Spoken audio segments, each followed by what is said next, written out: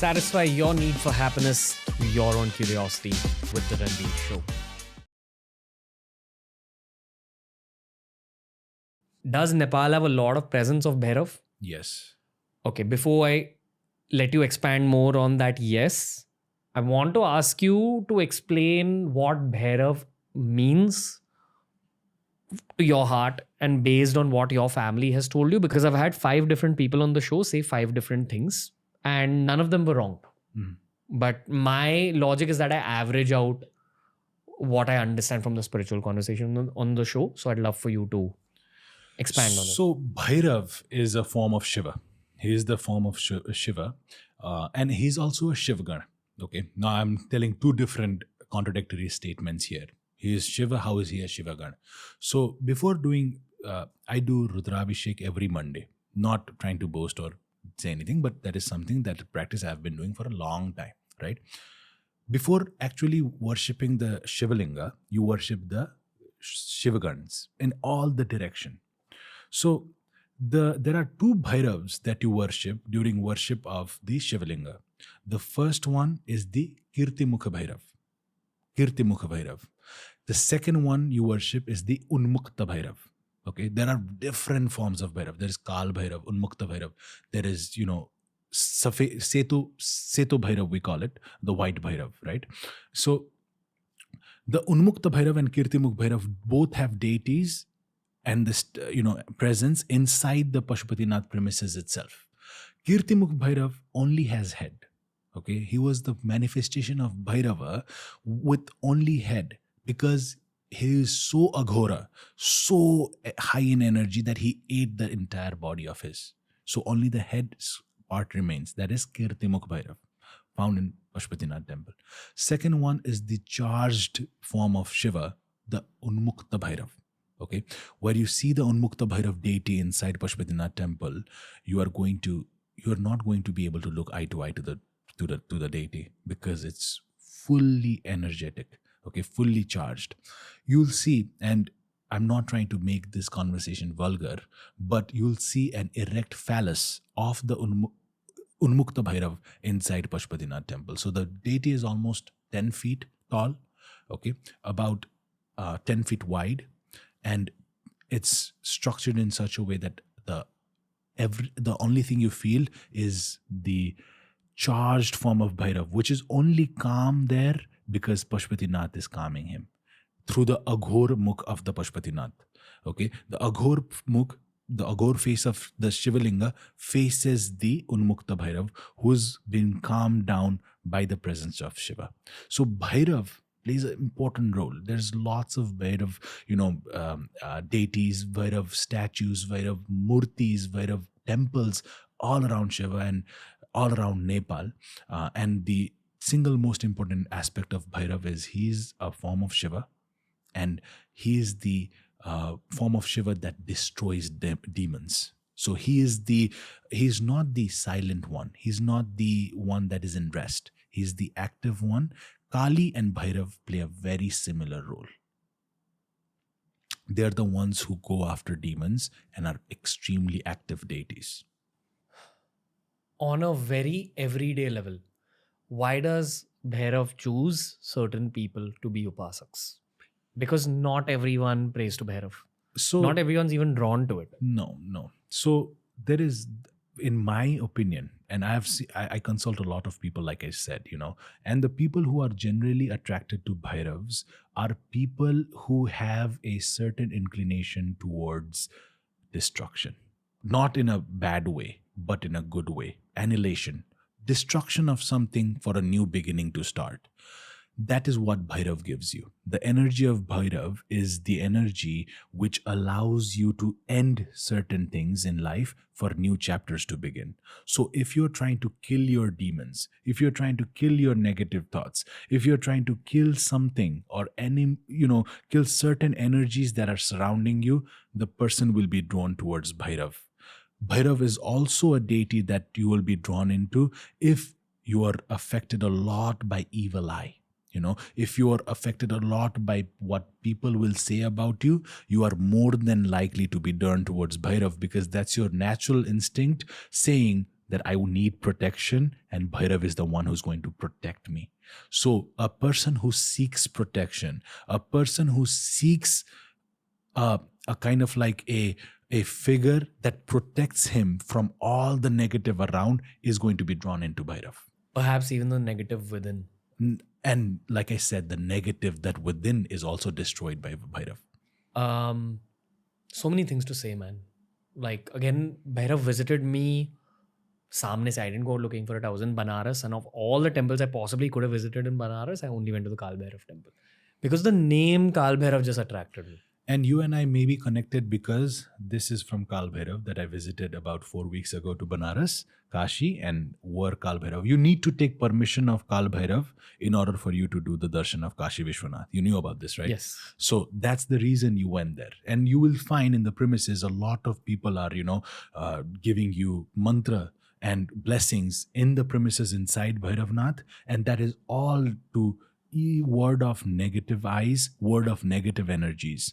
The 11 Mukhi Rudraksha is also associated with Bhairav and 11 Rudras, and it's also a Rudraksha that is used for protection. So Bhairav in its sense is a deity that protects and the deity that destroys evil. That's the basic draw towards Bhairav. I would argue that it's also one of the most misunderstood deities. Very much so, because what we think in today's day is death is negative. Killing is negative. You see about Shiva, even he has that image for some. He's like, Shiva is a destroyer, is what you see and, hear people saying. What is he destroying though? He's destroying the cycle for a new cycle to start. Okay. So Shiva, Shravan is the most sacred time for Shiva, right? Why is it? Shravan is when rain happens. Rain, heavy rain that destroys and takes out soil from every place. It looks in the present state that Shravan is destroying everything. Flood is happening everywhere. Crops are dead. Every single, soil is, mixed, and there is chaos all around. But what does that begin? In a month or two after Shravan, what happens? New plant blooms. New beginning starts, right? So the reason they are misunderstood is because you're looking from a distance. Okay, see, Shravan is the worst time because rain all the place, it destroys crops.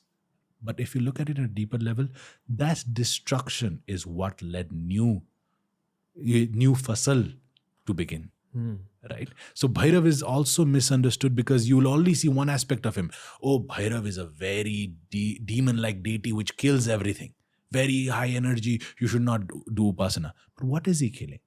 What is he destroying? What is Bhairav's energy and the takat that he is showing? What is it all about?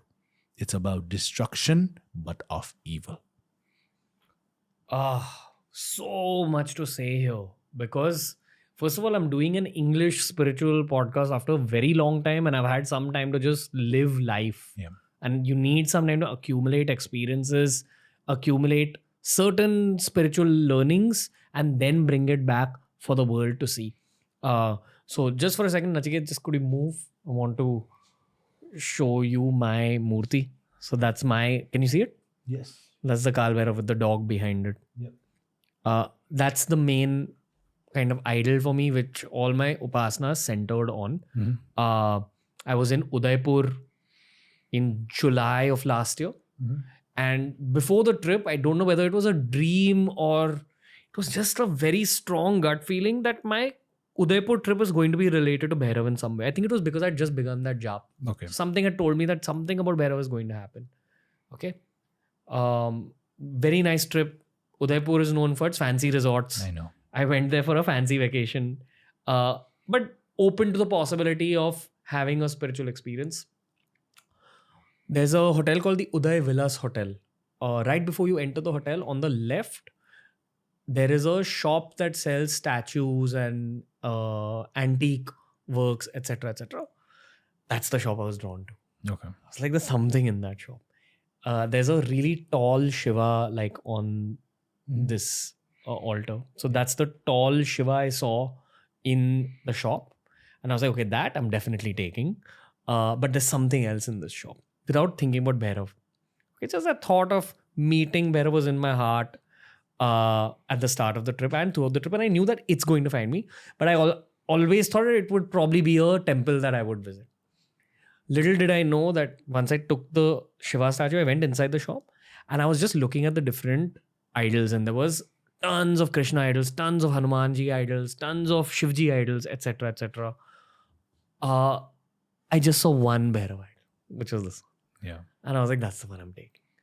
Now, the owner looked at me and he's like, why do you want to take that? I said, I have my reasons. Because the moment I saw it, I knew that, okay, this is one of the reasons I am taking it.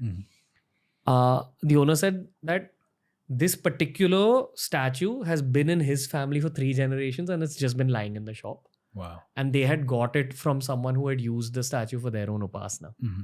So he's like, I'm very shocked that you're choosing this one. It is what it is. And that idol in my house has not only created changes, but also material growth and also very deep levels of spiritual incline.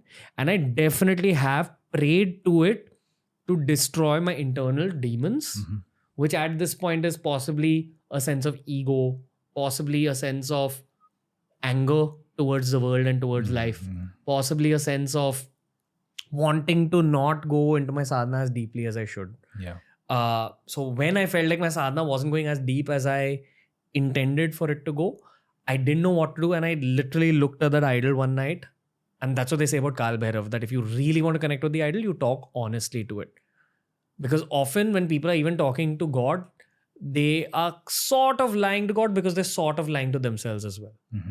So every time I'm trying to talk to Kaal Bhairav, I try to go to the depths of my own honesty. That's what my mentor in all these things, Shri Rajarshi Nandi, has told me, that if you're having a conversation with Kaal Bhairav, you talk very openly. Really ask yourself if every sentence that you're saying is truly honest. And that's the only rule I follow. Yeah. So I looked at the idol and I said that, I know I'm not perfect right now, but why don't you just destroy what's on the inside in order for my sadhana to further? And that's exactly what happened. Of course, I can't reveal all the details. Absolutely. Because some things are private, but people get removed from your life. Friends get removed from your life. Situations get removed from your life. And you're left with what is needed for the next cycle to begin, to reiterate your thought. And things have just gone upward in my life. Things are already going upward, but I think the pace of the upward trajectory has increased. And this is my own personal relationship with Kaal Bhairav. Of course, I'm still a Shiv Bhakt in my core. When you just spoke about Shivji throughout this episode, every time you mention Shivji or Pashupatinath, there's a part of my heart that feels a very strong sense of stillness. When you speak about Bhairav, there's a part of my heart that feels a sense of motivation. Yeah.